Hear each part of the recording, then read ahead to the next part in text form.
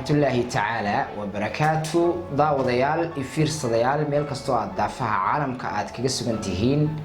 وحنيكم السلام يا سلام تسلم كشرفنا السلام عليكم ورحمة الله وبركاته إن ولا ليال صاحب يال مقعي وعبد الكريم عويل عبد الله يوم مركز لو جرنا بيهاما كم مقعد السيكة وعنتي وحن هيويل talent kala duwan leh oo ay kamid yihiin sawir gacmeedka ama farshaxanka waxa loo yaqaan hal abuurka suuganeed kuna nool oo ku dhaqan magaalada Buraayo caasimadda waa gobolka Togdheer galabnimadan waxaan jeclaystay inaan idin wadaago tix kamid ah hal abuurkayga suuganeed ama maansooyinka aan curiyo ee aan ka curiyo suugaanteena Soomaaliyeed tixdan oo aan uga magac yeelay ama magaceeda la dhaho dhamays waxaantii dhamays marka la leeyahay ama la dhahoba oo wax ilaahay markaasi uu boqolkiiba 90 oran karno waa uu dhaliil tiray ama se uu qurux iyo qaayaba uu ka badiyay ruuxantii ayuu magac xambaarsan yahay tixda suuganeed ruuxantiis intiina u dhugta leh ama se aqoonta u leh suugaanta Soomaaliyeed waxay leedahay wax loo yaqaan bado oo markaasi hal abuurka hibada u leh uu ka maansado badda aan ka hal abuurayna waa badda loo yaqaan barcadaha ruuxantii dareenka ay xambaarsan tahay maansada dhamays waa dareen jacayl cid ugu ma talagelin markaasi laakiin waa maanso ruuxantii caajibisay muraheedu iyo markaasi siday maskaxdeeda ugu soo dhacdayba aan ereyadeedu aan ka helay ruuxantiina cid walbo jacaylku markaasi uu ku maaxday ama se jacaylku markaasi uu ku dhex jiro aanu hibeeyay ruuxantii cid aniga markaasi igu qaaliga ah ruuxantii maasada inaha hadan ka soo laabtay hordhaceeda iyo sharxaadeeda haddaan iska bilaawdo ruuxantii sidan ayay markaasi ku bilaamaysaa waxay odhanaysaa dhamays waxa tahay dhabeelsan dildilan ishqigayga dhaadan sidii dhabi iyo hareeri u dhiibsan jacaylku dhaashan dhuux iyo ogaba dhalaalsan bilicda dhararkiiyo muuqa xarago dhiirintaada utiya waxa tahay mid dheeg leh aanina dhab ahaan jeclaaday hunoy yaan ku dhibtoone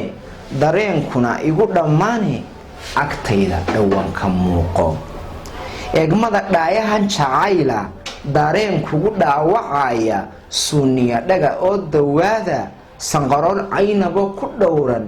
wajigan dhiinee ifaya ilkaha dhaydiyo dhexdaada timaha dhabarkaaga jooga ishay dhugataan ku dhaafin dhawaaq hadalkaaga dhowran asluub dhaqankaaga suuban xushmiya sharaf ku dhitaysan dhambaal erayadan dhibcaaya miisaan dhihitaanka weedha dareen dhalinaya xiise muusadan dhababaysa maanka ayaa dhibirsaday jacaylka aniga idhansiiyey dookha ileen waxa tahay dhigaye adigu iga jiro dhibaato dhaloonti xul oon la dhaafin haldhaa u dhigmayn geeyaanka quraysh dhaban loo goobaada mardhalad lagu dhaato waayo ishqigu dhoolkuu ka hooro wanaag dhax loogu deeqay dhashii lagu gaata dhaaxo ayaa tahay dheeman loola inaan nolol dhaabadayno farxadna ku dhisnaano waayo ayaan dhaba xaadhayaaye dhammays qurux igula dhiiro jacayl dhumciyo samaan leh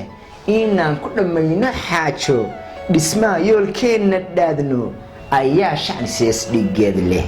aadaan dheeldheel aqoonin marnaba dhafar caashaq beerin dhaleeco adaan mutaysan inuu nacab kugu dhaliilo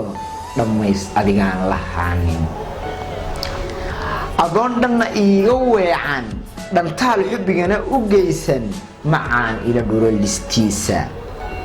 aadaa dhiif iyo daareen leh aadaa qoys dhisi karaya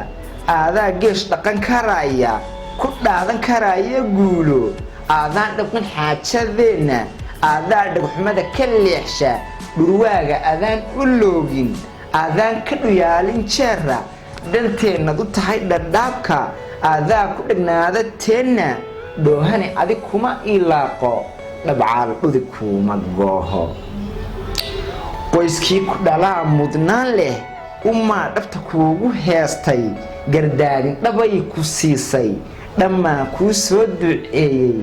waxaad dhaantaa haweenka in badan oo dhowrsanaan la aadaa qaar badan ku dhaafay ogaalkiyo garasho dheeri adigu uma qalantid dhoore danseega dhakaara goob xun muuqaaga ma dhaato liite hanyaro dhudhubaha ku leexday adiga dhalankaa ma suulo dhangiigo ammaano dhooban kashaad muxibada dhan siisay ka dheego dabuubta caashaq afkayga misaaga dheeman adiga dhammayskuugu yeedha dakaaniyo dhamac adduunyo lur iyo dhibku soo abbaara